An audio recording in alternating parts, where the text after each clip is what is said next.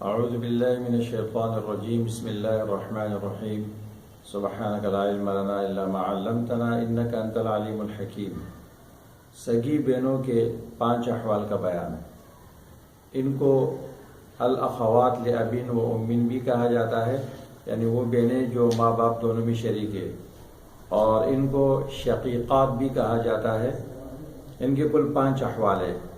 پہلی حالت یہ ہے کہ سگی بہن اگر ایک ہو تو اس کو کل مال کا نصف ملے گا، 2 یا 2 سے زیادہ ہو تو ان کو 2/3 ملے گا، ثلثان ملے گا، اور اگر ان کے ساتھ بھائی بھی ہے تو پھر یہ عصبہ بنتی ہے، عصبہ بالغیر، پھر ان کو بطور للذکر مثل حظ الانثیین ملتا ہے۔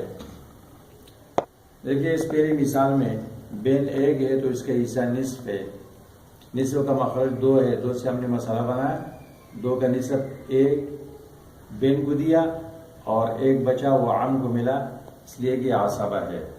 اس دوسری مثال میں 2 بہنیں ہیں تو ان کے حصہ ثلثان ہے، ثلثان کا مخرج 3 ہے، ان سے ہم نے مسئلہ بنایا، اور 3 کے 2 ثلث 2 ہوتے ہیں، 1 بچا وہ عم کو ملا، اس لیے کہ عصبہ ہے۔ تیسری مثال میں بیوہ ہے اور بہن بھائی ہے، تو اولاد نہیں ہے، زوجہ کا حصہ ربع ہے، ربع کا مخرج 4 ہے، 4 سے ہم نے مسئلہ بنایا، 4 کا 1 ربع 1 ہے، باقی 3 بچے وہ بہن بھائی پر بطور للذکر مثل حظ الانثیین تقسیم ہوں گے، بھائی کو ملیں گے 2 اور بہن کو ملے گا 1۔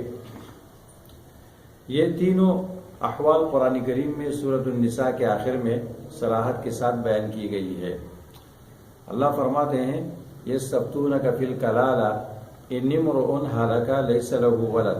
پیغمبر آپ سے کلالہ کے بارے میں سوال کرتے ہیں، تو کلالہ یہ ہے کہ اگر ایک شخص کا انتقال ہو جائے، لیس لہ ولد، اور اس کی اولاد نہیں ہے اور نہ والد ہے، وَلَهُ أُخْتٌ فَلَهَا نِصْفُ مَا تَرَكَ، اس کی ایک بہن ہے تو اس کو کل مال کا آدھا ملے گا۔ بہن اخت سے مراد یہاں پر حقیقی یا علاتی ہے، جیسے اس مثال میں فَإِنْ كَانَتْ اثْنَتَيْنِ فَلَهُمَا الثُّلُثَانُ مِمَّا تَرَكَ، 2 یا 2 سے زیادہ ہے تو 2/3 ملے گا۔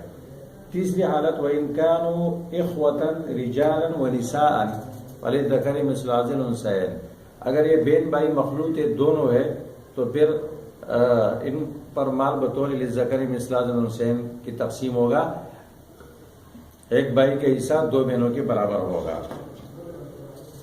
چوتھی حالت ان کی یہ ہے کہ یہ بنات یا بنات الابن کے ساتھ عصبہ بنتی ہے۔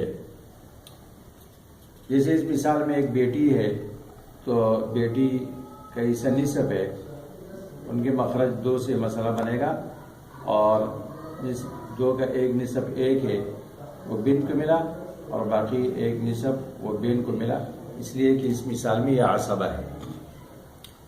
اس کے دلیل میں سراجی والے نے یہ حدیث پیش کی ہے کہ لقوله علیہ السلام اجعلوا الاخوات مع البنات عصبۃ، اللہ کے رسول کی ارشاد کی وجہ سے کہ بہنوں کو بیٹیوں کے ساتھ عصبہ بناؤ۔ حقیقت یہ ہے کہ یہ حدیث کے الفاظ نہیں ہیں، اگر جس کا مضمون حدیث سے ثابت ہے، اس کو فقہا نے لقول اہل الفرائض کہہ کر ذکر کیا ہے۔ چنانچہ دکتور وہب زہیلی صاحب رحمہ اللہ الفقہ الاسلامی میں فرماتے ہیں لقول اہل الفرائض، اور فرماتے ہیں یہ حدیث نہیں ہے۔ اس طرح شیخ صابونی نے المواریث فی ضوء الشریعۃ الاسلامیہ میں تنبیہ کی ہے کہ یہ حدیث نہیں ہے۔ تکملہ فتح الملہم اور اعلاء سنن میں بھی اس پر تنبیہ موجود ہے کہ یہ حدیث نہیں ہے، بلکہ اہل فرائض کا قول ہے، اور شاید یہ ماخوذ ہے زید بن ثابت رضی اللہ تعالیٰ عنہ یا معاذ بن جبل رضی اللہ تعالیٰ عنہ کے اثر سے۔ اور عبداللہ بن مسعود رضی اللہ عنہ کا فیصلہ اس میں دلیل ہے کہ ایک مسئلے میں بیٹی تھی، انہوں نے بیٹی کو نصف دیا، اور ایک پوتی تھی اس کو ثلث دیا، تکملۃ للثلثین، اور جو باقی مال تھا وہ بہن کو دیا، اس لیے کہ بہن عصبہ ہے۔ 5ویں مثال یہ ہے کہ یہ گر جاتی ہے بیٹے سے، جیسے اس مثال میں شوہر ہے، اولاد موجود ہے، شوہر کا حصہ ربع ہے، ربع کا مخرج 4 ہے، اسے ہم نے مسئلہ بنایا، 4 کا 1 ربع 1 شوہر کو دیا، باقی 3 بچے وہ بیٹے کو دی، اس لیے کہ عصبہ ہے، اور بہن یہاں پر گر گئی ابن کی وجہ سے۔ اس طرح یہ ساقط ہوتی ہے باپ سے بھی.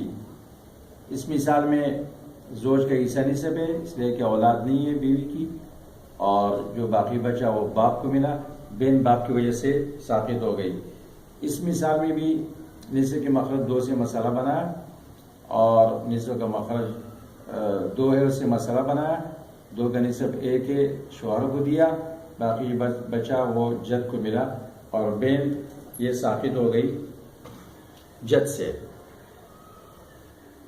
تو 5 کی حالت ان کی ہے: سقوط بالابن بیٹے سے ساقط ہونا، سقوط بالاب باپ سے ساقط ہونا، اور سقوط بالجد دادی سے ساقط ہونا.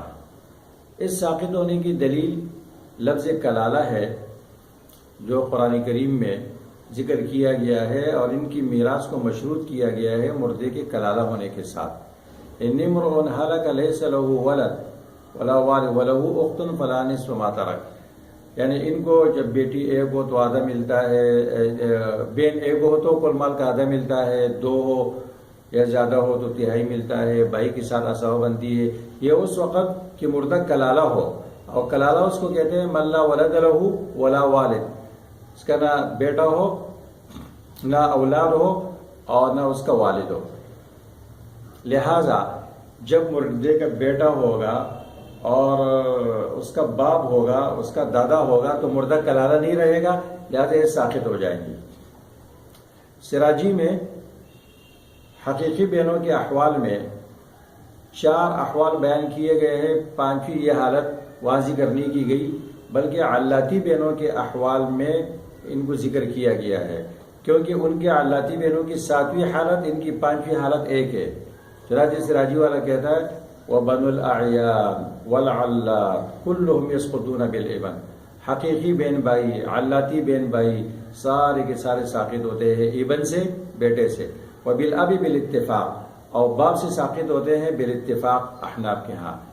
اور وَبِالْجَدِّ عِنْدَ أَبِي حَنِیفَةَ رحمہ اللہ، اور جد سے ساقط ہوتی ہے امام صاحب کے ہاں، جمہور کے ہاں نہیں. امام صاحب فرماتے ہیں کہ جیسے یہ باپ سے ساقط ہوتی ہے تو جد سے بھی ساقط ہوتی ہے، اور جمہور کہتے ہیں کہ باپ سے ساقط ہوتی ہے اور جد کی صورت میں مقاسمہ ہوگا. اس کی تفصیل مقاسمۃ الجد میں آئے گی انشاءاللہ.